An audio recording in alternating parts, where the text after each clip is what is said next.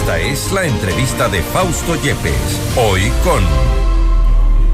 Hacemos contacto en este momento con el doctor Santiago Carrasco, presidente de las Federaciones Unidas de Profesionales de la Salud, para hablar sobre este tema que ya genera expectativa, lo que ocurrirá con el sistema de salud ahora que está vacante este ministerio tras la salida de Jimena Garzón. Doctor Carrasco, gracias por estar con nosotros. Fausto Yepes le saluda. Bienvenido. Muchísimas gracias, Fausto. Primero, permítame un saludo cordial, un abrazo fraterno de Federaciones de Profesionales de la Salud, de todos los médicos y profesionales de la salud del país, y gracias por darnos la oportunidad de poder llegar a todo el pueblo ecuatoriano a través de usted. Creemos sin duda que es importante también la voz de quienes están viviendo y en algunos casos sufriendo este sistema de salud a diario. ¿Cuáles cree usted que deben ser los retos del nuevo ministro de Salud, cuyo nombre no se conoce hasta esta hora? Sí, el reto es un tema de reestructuración total del Ministerio de Salud. Y en esa reestructuración lograr todos los mecanismos, con todas las instituciones que sean necesarias para romper con el problema más grave que vive el país, Fausto, que se llama corrupción. Y que esa corrupción se ha enraizado, se ha enquistado en uno de los ministerios más importantes. Y siempre decimos, y les digo a mis estudiantes, lo peor que uno puede hacer como médico es de enriquecerse a costa del dolor de la gente. Y esto, lamentablemente, durante todo este tiempo ha estado pasando. Y esto ha ocurrido con autoridades no necesariamente de salud. Recordemos lo que ocurrió durante el auge de la pandemia, en los primeros meses de pandemia: compra de medicamentos, compra de insumos, compra de pruebas que han sido seriamente cuestionadas, compra de insumos que no llegaron finalmente a ser utilizados por la población. Mucha gente ha jugado con la salud y eso no ha dejado de ocurrir en el Ministerio de Salud Pública. Pero ¿cómo logramos esta reestructuración total que usted menciona? ¿Desde dónde comenzamos? Vamos a empezar en el tema de presentarle al país un proyecto de Estado, de políticas de salud de Estado. Ya no es el tema de un gobierno, ya no es el tema de pasar simplemente a la historia con un asunto puntual del gobierno. Esto tiene que ser políticas de Estado, para que sean de un momento determinado inamovible, que tenga que venir el que tenga que venir y responderle al país y responderle a la gente de lo que puede hacer en el sector salud en beneficio de la población. Entonces, esta reestructura es buscando el tema de políticas de Estado. Y en el momento que hablamos de políticas de Estado, el Sistema Nacional de Salud, empezando por el tema de no convertirle al tema del esquema de salud en una salud de tipo curativa, sino preventiva, de la promoción, de la prevención en salud, de trabajar ahí en las bases, de trabajar con la gente, con los líderes comunitarios, de trabajar en el pueblo, en realidad, en los barrios, etcétera, con los centros de salud de atención primaria, con toda esta gente que está y que necesita la atención primaria en salud, que es del 80-90%, Fausto, de la atención, y el 10 a 20% que vayan a los hospitales, que es donde tiene que resolverse ya otro tipo de temas y problemas de salud. Que lo podemos lograr, claro, pero reestructurando la salud, con un sistema de salud, como le estoy diciendo, no curativo, sino preventivo y de promoción de salud. Reestructurando la salud, pero también poniendo los pies en la tierra, sabiendo que si no hay medicina, si no hay insumos, si no hay atención en los hospitales, si hay hospitales que se caen, reconocer que esto existe y que hay necesidad de una emergencia. Es exactamente lo contrario lo que ocurrió con la ministra saliente, Jimena Garzón, que no reconocía que había una crisis en el sector de la salud, a pesar de que en los hospitales los pacientes estaban en las veredas haciendo cola para recibir atención que les era negada inmediatamente. No habían aspirinas, no había paracetamol, no habían insumos, les mandaban a comprar a las farmacias, hospitales que están con problemas en estructura, y no se reconocía ese problema. Claro, acuérdese el que estuvimos con usted, que hace nos invitó, estuvimos con la ministra escuchándole, y acuérdese que dijo, ¿cuál emergencia?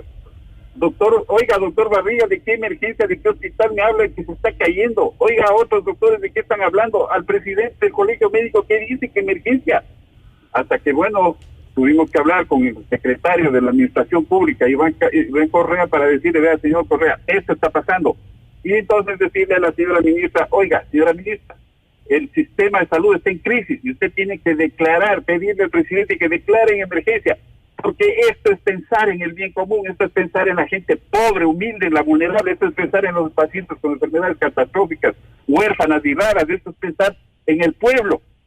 Pero gracias a Dios, la señora ministra obviamente tuvo que salir y en buena hora.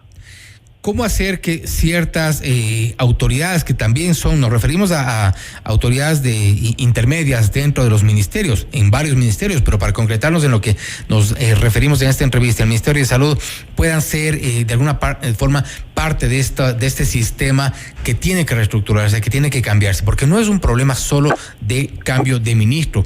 Hay autoridades de rango medio, de rango bajo inclusive, que están o han generado este tipo de problemas. La corrupción no es de una persona, si es que se demuestra en este caso.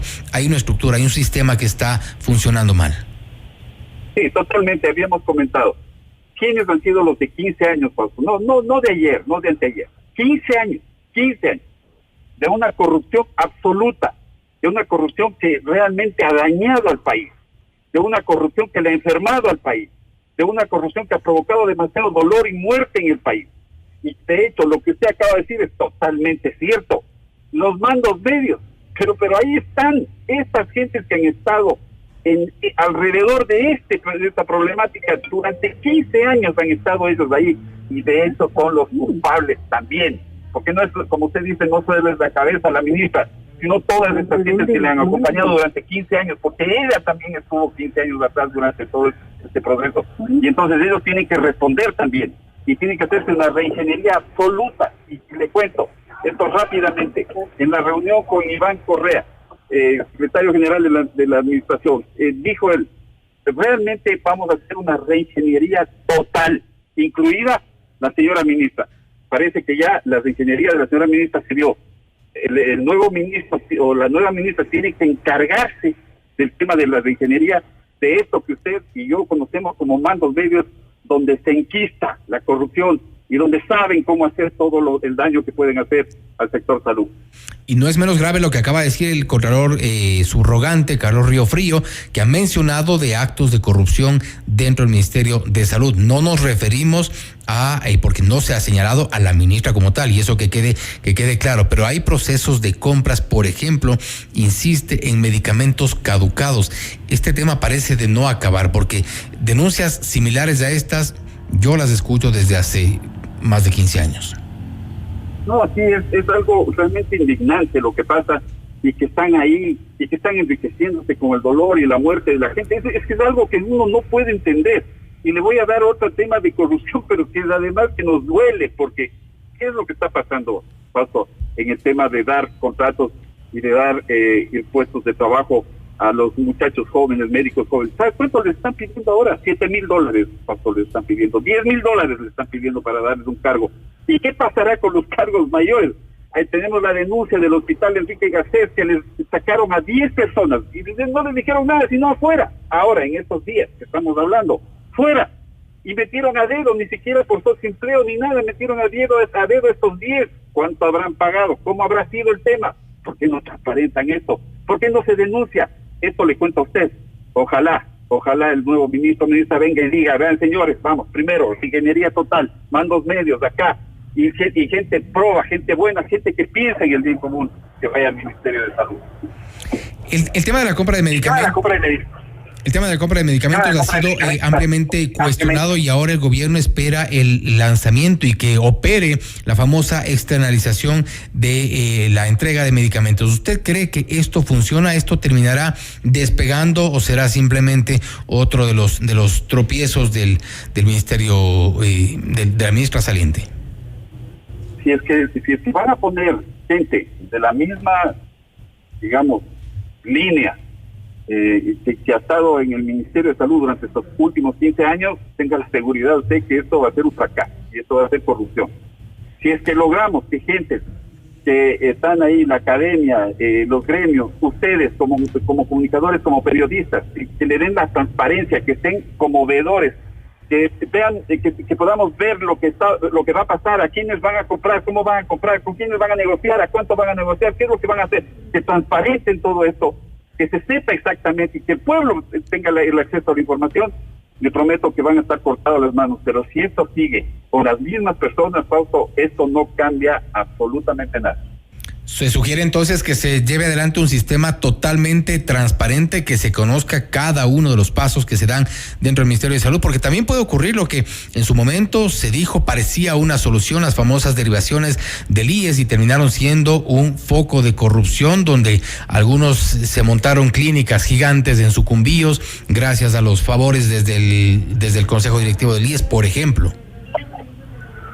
Sí, y ha sido una cosa, pero realmente terrible todo esto.